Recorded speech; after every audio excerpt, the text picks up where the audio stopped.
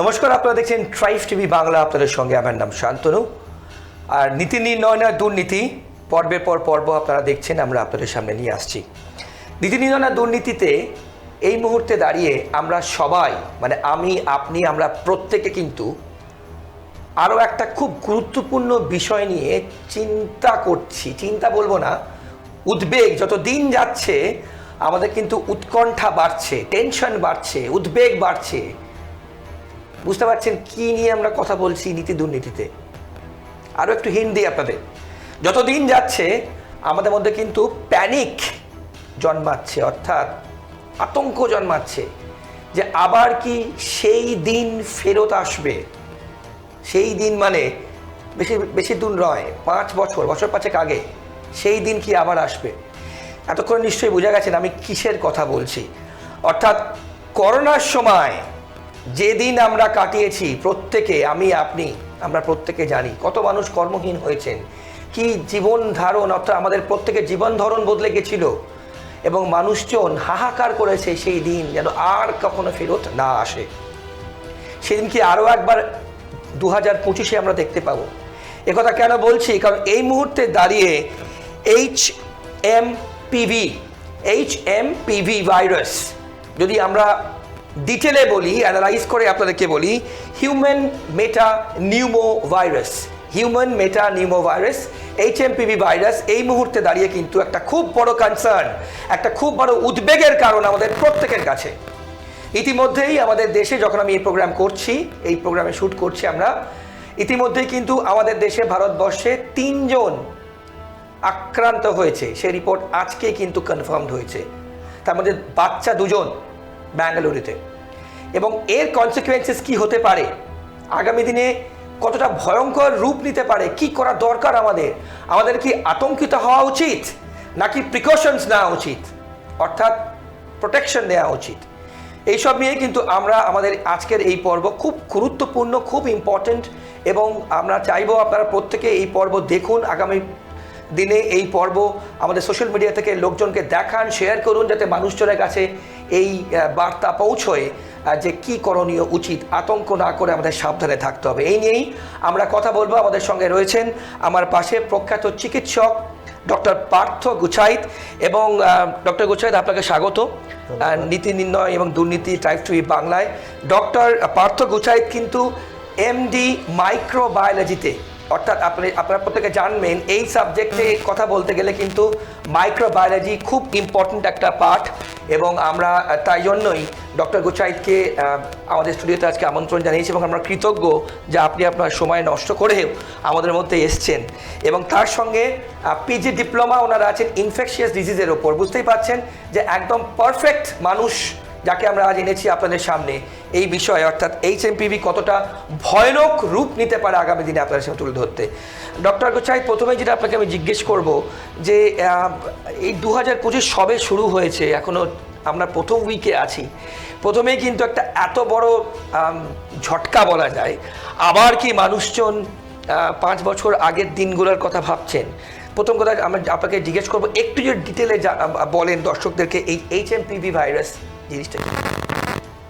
Basically human metapneumo virus, এটা নিয়ে এখন যেটা চলছে আমাদের, যে চায়নাতে একটা এর আউটব্রেক শুরু হয়েছে, বা যদিও কোনো রকম সার্কুলার আমাদের কাছে এসে পৌঁছায়নি, নাই WHO থেকে বা CDC থেকে।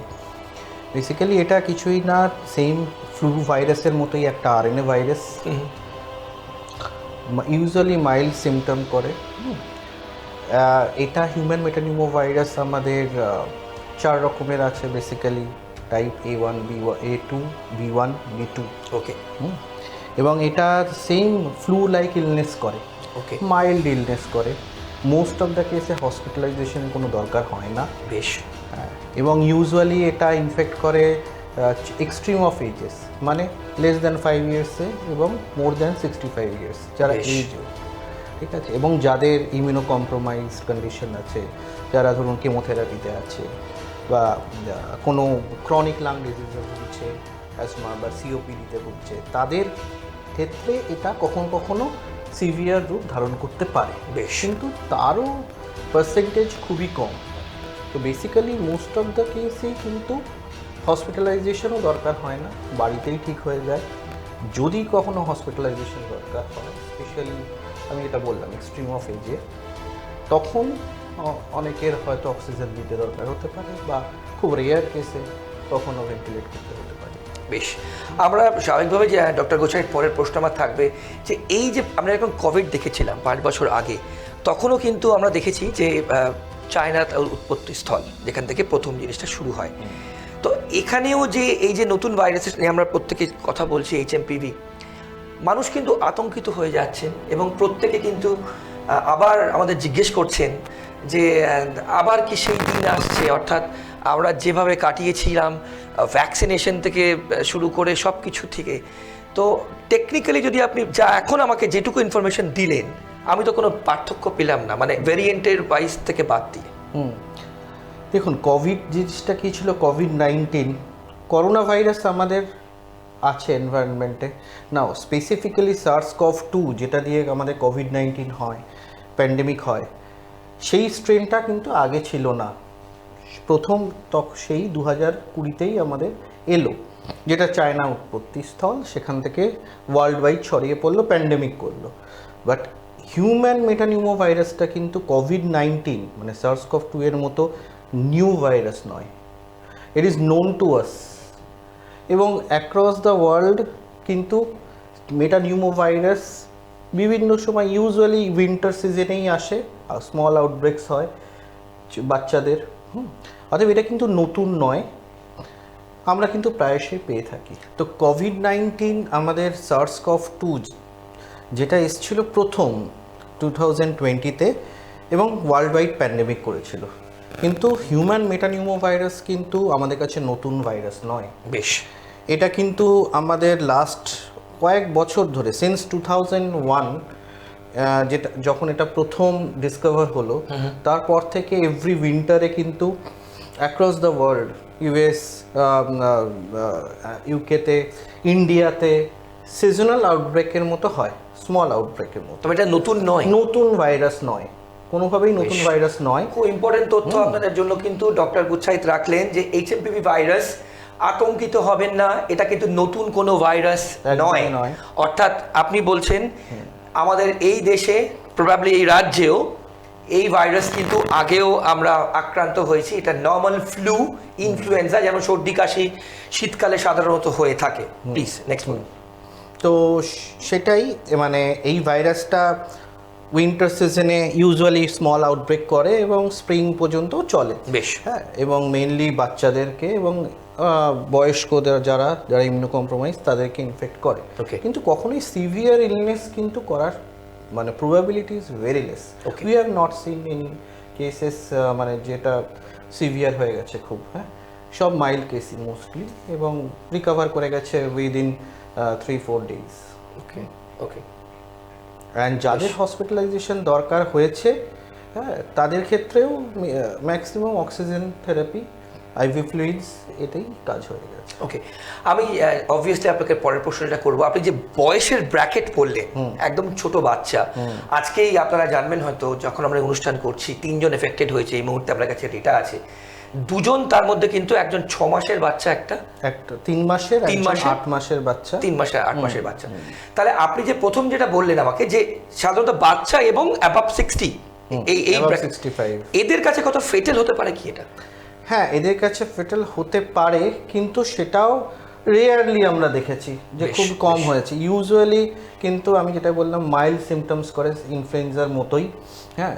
কিন্তু যদি কোনো কোমরবিডিটি থাকে, ধরুন কেউ COPD-তে ভুগছে বা অ্যাজমা আছে, হ্যাঁ, তাদের ক্ষেত্রে, যারা প্রলং ইমিউন সাপ্রেশনে আছে, কোনো ক্যান্সার পেশেন্টস, হ্যাঁ, তাদের ক্ষেত্রে এটা অ্যাগ্রাভেট করলেও করতে পারে। বেশ বেশ। সেক্ষেত্রেও ট্রিটমেন্ট বলতে কিন্তু কোনো অ্যান্টিভাইরাল এই মুহূর্তে ভাইরাসের এগেনস্টে নেই। সিমটমেটিক ট্রিটমেন্ট, রুটিন যেরকম ট্রিটমেন্ট হয়, অক্সিজেন থেরাপি, IV ফ্লুইডস, হ্যাঁ, তাতেই কাজ হয়ে যায়। বেশ, ওকে। ডক্টর গোছাই, পরে যেটা আপনাকে আমি জিজ্ঞেস করবো যে অন্যান্য ভাইরাসের ক্ষেত্রে, আমার শীতকাল মানেই তো আমরা ঠান্ডা লাগে অনেকের, ইনফ্যাক্ট আমরা প্রত্যেকেই বলি জ্বর হয়েছে, সর্দি হয়েছে, কাশি হয়েছে, গা ম্যাচ করছে, এরকম। তার সেই ভেরিয়েন্ট সাধারণত, সেই ভাইরাল, আর এই যে HMPV ভাইরাস, এর মধ্যে পার্থক্যটা কি?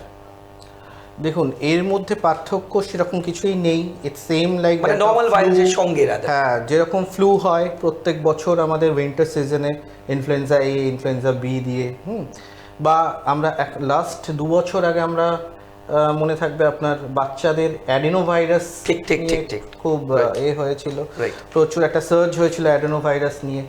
লাস্ট ইয়ারে আমরা পেয়েছি আরএসভি নিয়ে, রেসপিরেটরি সিনসাইটিয়াল ভাইরাস নিয়ে। তো এগুলো কি হয়, পার্টিকুলার কিছু কিছু স্ট্রেন থাকে, ধরুন অ্যাডেনোভাইরাস 3-7 এগুলো দিয়ে ওই কিছু সাম ক্লাস্টার অফ কেসেস হয়েছিল যেগুলোতে একটু সিভিয়ারিটি বেশি ছিল। ওকে, নাও হ্যাঁ, আমাদের ভয় পাওয়ার কিছু নেই, but we need to be vigilant. ICMR along with IDSP they are doing surveillance all over ইন্ডিয়াতে, হ্যাঁ, এবং সেক্ষেত্রে এটাই দেখার যে কোনো পার্টিকুলার বা হিউম্যান মেটানিউমোভাইরাসের স্ট্রেন দিয়ে বেশি যার ছড়িয়ে পড়ার প্রবণতাটা বেশি, এরকম কোনো স্ট্রেন দিয়ে হচ্ছে না তো চায়নাতে। বেশ, সেই বেশ, জিনিসটা বেশ। আমাদের একটা রিসার্চ R&Dর ব্যাপার, রিসার্চারের, যেটা ICMR is taking care of. বেশ, সেই রকম মানে আমি বলতে চাইছি যে নর্মাল ফ্লু, একটা নর্মাল কোভিড কথা বলছি, আমাদের আলফা দেখেছি আমরা, ডেল্টা ওয়েভ দেখেছি আমরা, ওমিক্রন দেখেছি, বাট আমরা দেখেছি যে ডেল্টা ওয়েভটা খুব ডিভাস্টেটিং ছিল। তো পার্টিকুলার সেরকম কোনো particular strain of human metapneumovirus দিয়ে চায়নাতে এই আউটব্রেকটা হচ্ছে কি না, এবং আমাদের ইন্ডিয়াতে এখন যে মেটানিউমোভাইরাসটা পাচ্ছি, যদি সেটা ট্রাভেল রিলেটেড হয় ডেফিনেটলি সেটা হয়তো চায়না থেকে আসতে পারে, বাট এখানে যে মেটানিউমোভাইরাস আছে, if it is same like that of previous year or not, okay, that is taken care by ICMR Okay. and IDS. Okay, doctor Gosai, obviously আমার নেক্সট কোয়েশ্চেন থাকবে রিগার্ডিং মেডিকেশনস। আমরা কিন্তু সাধারণত কি করি, সর্দি কাশি হলে, আপনার সাধারণ মানুষের সর্দি কাশি হলে সাধারণত আমরা অ্যান্টি অ্যালার্জিক ওষুধ খাই। কিছু কিছু অ্যান্টি অ্যালার্জিক ওষুধ আছে, এবং খুব যদি গলা ব্যথা হয় কিংবা খুব ঠান্ডা লাগে আমরা অ্যাজিথ্রোমাইসিন খেয়ে থাকি অ্যান্টিবায়োটিকের মধ্যে, এবং তার সঙ্গে মন্টেলিকোয়াস, লিভোসেট্রিজিন জাতীয় কোনো কিছু খেয়ে থাকি। এই ক্ষেত্রে আমি স্পেসিফিকভাবে যেটা জিজ্ঞেস করব, যদি আমাদের ক্ষেত্রে HMPV ডিটেক্টেড হয় কিংবা HMPV হয়ে থাকে, তার ক্ষেত্রেও কি একই ট্রিটমেন্ট, মানে একই মেডিকেশনস? না দেখুন, HMPV একটা ভাইরাস, তো এই ভাইরাসের এগেনস্টে অ্যান্টিভাইরাল এখনও কিন্তু সেরকম টিপিক্যাল অ্যান্টিভাইরাল এগেনস্ট HMPV তো এখনো ইউজ হয় না। বেশ, অ্যান্ড অ্যান্টিবায়োটিক নিয়ে যেটা বললেন সেটা তো কখনোই নয়। ওকে, যদি আমার ইনফেকশনটা ভাইরাস দিয়েই হয়ে থাকে শুধু, তাহলে তো সিমটমেটিক ট্রিটমেন্ট ছাড়া আর কিছু সেরকম নেই। বেশ, কিন্তু যদি কোনো অ্যাসোসিয়েটেড সেকেন্ডারি ব্যাকটেরিয়াল ইনফেকশন হয়ে থাকে, যেটা অনেক সময় ভাইরাল ইনফেকশন আমরা দেখে থাকি, স্পেশালি ইনফ্লুয়েঞ্জার ক্ষেত্রে, সেক্ষেত্রে অ্যান্টিবায়োটিকের একটা ভূমিকা থেকে যায়। কিন্তু যদি কোনো ইনফেকশন, লোয়ার রেসপিরেটরি ইনফেকশন, ধরুন নিউমোনিয়া, সেখানে শুধু আমি হিউম্যান মেটানিউমোভাইরাস পেলাম, সেখানে কিন্তু অ্যান্টিবায়োটিকের কোনো রোল নেই। অর্থাৎ সেখানে অ্যান্টিবায়োটিক ইউজ করা মানে miss use of antibiotic, again that may leads to emergence of drug resistant drugs, মানে মাল্টি ড্রাগ রেজিস্ট্যান্ট একদম, যেরকম সাধারণত একদম। হয়ে থাকে। ওকে, এই ক্ষেত্রে তার ট্রিটমেন্ট কি, মানে যদি কারুর ক্ষেত্রে হয়ে থাকে, ধরুন HMPV হয়ে থাকে, ট্রিটমেন্ট আপনি কি সাজেস্ট করবেন? ট্রিটমেন্ট বলতে দেখুন, depends on the severity of the infection. সেটা আপনি কি করে ডিটারমাইন করবেন স্যার? হ্যাঁ, সেটা দেখুন যে পেশেন্টে কীভাবে আসছে আপনার কাছে, অন অ্যাডমিশন পেশেন্ট কীভাবে প্রেজেন্ট করেছে।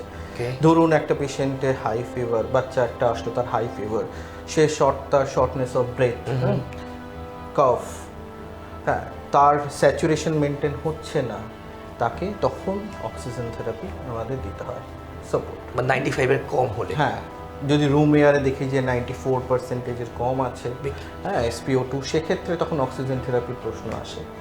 যদি দেখা যায় তাতেও অক্সিজেন থেরাপি দিয়েও কাজ হচ্ছে না, সিভিয়ার, আরও ডিজিজটা সিভিয়ার, এবং আমাদের ক্লিনিক্যাল এক্সামিনেশন করে আমরা দেন বিভিন্ন যা আমরা করা হয়, এক্সরে করা হয়, করে যদি দেখা যায় যে একটা ব্রঙ্কোনিউমোনিয়া পিকচার আছে এবং ভালোভাবে ইনফেক্টেড হয়েছে লাং, সেক্ষেত্রে তখন ইন এক্সট্রিম কেস তখন ভেন্টিলেশনের কথা ভাবা যেতে পারে। Otherwise IV fluid, symptomatic treatment, oxygen therapy, এইগুলো ট্রিটমেন্ট।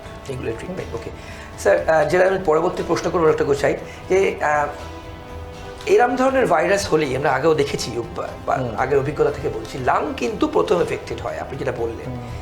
তো যদি আমরা কখনো এইচএমপিভির ক্ষেত্রেও দেখি, সেক্ষেত্রে কি প্রথম এফেক্ট করা মানে শুরু হওয়ার থেকেই লাংটা কি ম্যাক্সিমাম কি এফেক্ট হয়? না, দেখুন, যে কোনো ভাইরাস ইনফেকশন সে ঢুকে হচ্ছে নাক দিয়ে। Okay. তো নাক দিয়ে ঢুকলে আমার প্রথমে ন্যাসোফ্যারিংসে ওখানে ইনফেকশন হবে, Okay. মানে যেটাকে আমরা বলি upper respiratory infection, nasopharynx, tonsil and posterior pharyngeal wall, এই পোর্শনটুকুনি ইনফেক্টেড হয়। এবং তার সঙ্গে আমার সাইনাসও ইনফেক্টেড হতে পারে, ইভেন সাইনোসাইটিস, ওটাইটিস মিডিয়া, মানে ইয়ার ইনফেকশন হতে পারে। তারপরে এটা ডিসেন্ড করে ইনফেকশনটা করে, it involve the lower respiratory tract, okay, bronchus, bronchial and ultimately alveolar লাংয়ের করে আমাদের লোয়ার রেসপিরেটরি ইনফেকশন হয়। তখনই আমরা তাকে বলি, যদি লাং প্যারেনকাইমাল ইনভলভমেন্ট হয় তখন আমরা তাকে নিউমোনিয়া বলি। ওকে, ঠিক আছে, অর্থাৎ প্রথমেই কিন্তু নিউমোনিয়া হয় না, ডেফিনেটলি প্রথমে আপার রেসপিরেটরি ইনফেকশন হয়। অনেক ক্ষেত্রে যারা মাইল্ড ইনফেকশন, যারা ধরুন যেসব ইনফেকশন নিচের দিকে গেলই না, সেগুলো আপার রেসপিরেটরি মাইল্ড সিমটমস করে। যেগুলো যখন লাং ইনভলভমেন্ট হয়, যেটা আমরা কোভিডেও দেখেছি, ইভেন আমরা ইনফ্লুয়েঞ্জাতেও দেখে থাকি মাঝে মাঝে, তখন আমার অ্যালভিওলার ড্যামেজ হয়ে অক্সিজেন ঠিকঠাকভাবে করতে পারে না, তখন আমার অক্সিজেন সাপোর্ট দিতে হয় বাইরে থেকে।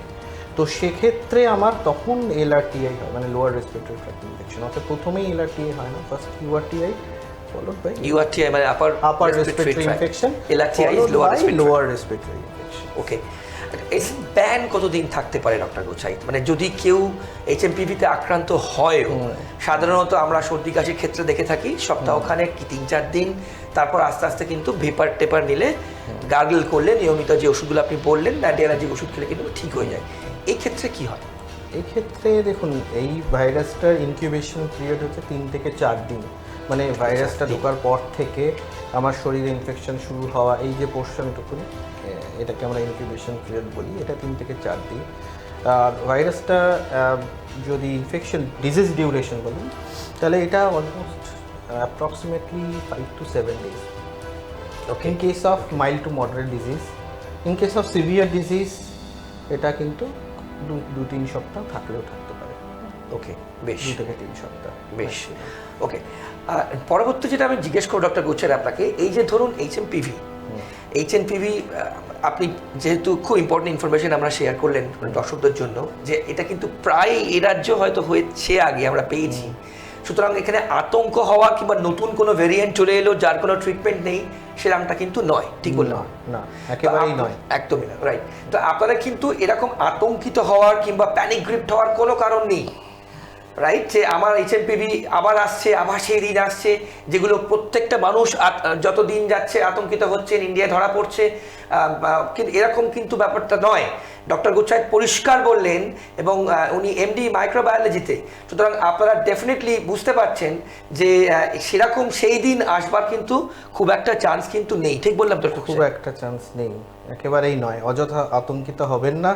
এটা সেম আদার রেসপিরেটরি যেগুলো ভাইরাস, যেরকম আমাদের ফ্লু হয়ে থাকে এভরি ইয়ার উইন্টার সিজনে, সেরকমই একটা ভাইরাস। হ্যাঁ, এই মুহূর্তে আতঙ্কিত হওয়ার কোনো ব্যাপার নেই। বেশ, ওকে। আমি আর একটা যেটা প্রশ্নটা আপনাকে মেন করতে যাচ্ছিলাম, সেটা হচ্ছে ধরুন যাদের আরও অনেক ডিজিজেস থাকে, যার ব্লাড সুগার থাকে, বয়স হলে যেরকম হয়, ব্লাড প্রেশার থাকে, এছাড়া আরও যেরকম রেগুলার কিংবা ক্রনিক ডিজিজেস যেগুলো থাকে, তাদের ক্ষেত্রে যদি এই ভাইরাস আসে, এর সাথে normal cough and cold influenza যেটা আপনি বললেন, যদি সেটা অ্যাটাক করে, এটা কি আরও ফেটাল হতে পারে যদি তার সাইডে কোনো ক্রনিক ডিজিজেস থেকে থাকে? দেখুন, যে কোনো কোমরবিডিটি থাকলে অলওয়েজ তারা একটু বেশি রিস্কে থাকে then a normal person, immunocompetent person, যার ইমিউনিটি ঠিকঠাক আছে। সেক্ষেত্রে যদি তারা ইনফেক্টেড হয় উইথ সিঙ্গেল ভাইরাস, মানে metapneumovirus, human metapneumovirus, or multiple virus, যেটা আমরা প্রায়শই দেখে থাকি, ধরুন মেটানিউমো আছে, তার সঙ্গে ইনফ্লুয়েঞ্জা আছে, বা অ্যাডেনো ভাইরাস আছে, বা কমন কোল্ড ভাইরাস, বা কোনো কমন করোনা ভাইরাস ভ্যারিয়েন্ট যেগুলো আছে সেগুলো আছে, সেক্ষেত্রে ডিজিজ সিভিয়ারিটি কিন্তু একটু বাড়বে, ডেফিনেটলি বাড়বে দ্যান দ্য ইমিউনোকম্পিটেন্ট পপুলেশনস। মানে ধরুন আপনার যদি হয়, তাতে যা সিভিয়ারিটি থাকবে, কারোর একজন তার যদি কোমরবিডিটিগুলো থেকে থাকে, তার ক্ষেত্রে ডিজিজ সিভিয়ারিটি হওয়ার পসিবিলিটিটা বেশি। সেক্ষেত্রে ট্রিটমেন্ট কি একই?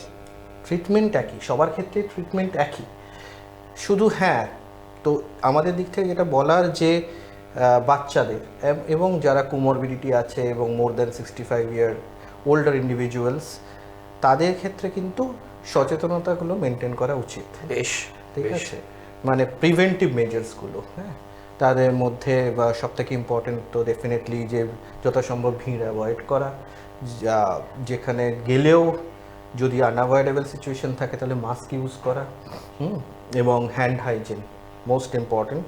কেননা এই আমি আসতাম, আমি পরের প্রশ্নে আপনাকে এটা করতাম, তাহলে প্রিকশনারি মেজার্স কি কি আপনি, কোভিড-19 আমাদের অনেক কিছু শিখিয়ে গেছে, সুতরাং কি কি আপনি সাজেস্ট করবেন? দেখুন, এই জন্যই আমরা মেটানিউমো ভাইরাস নিয়ে ভয়ের চিন্তা দেখছি না, কেননা আমরা যা ফেস করেছি, গোটা ওয়ার্ল্ড যা ফেস করেছে 2020 থেকে, সেখানে আমাদেরকে শিখিয়ে দিয়ে গেছে কিন্তু অনেক কিছু জিনিস, যে how you can prevent yourself from acquiring infection from any respiratory infection, be it কোভিড-19 অর ফ্লু বা হিউম্যান মেটানিউমো ভাইরাস।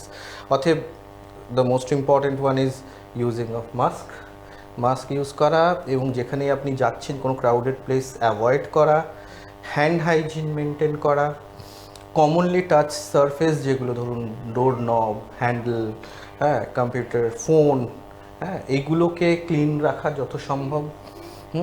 তো এই জিনিসগুলো যদি আমরা অ্যাভয়েড করতে পারি, কেননা ভাইরাসটা ছড়ায় হচ্ছে কাশি, হাঁচি এগুলোর মাধ্যমে। বেশ, হাঁচলে কাশলে যথাসম্ভব মুখে রুমাল চাপা দিয়ে সেটা করা।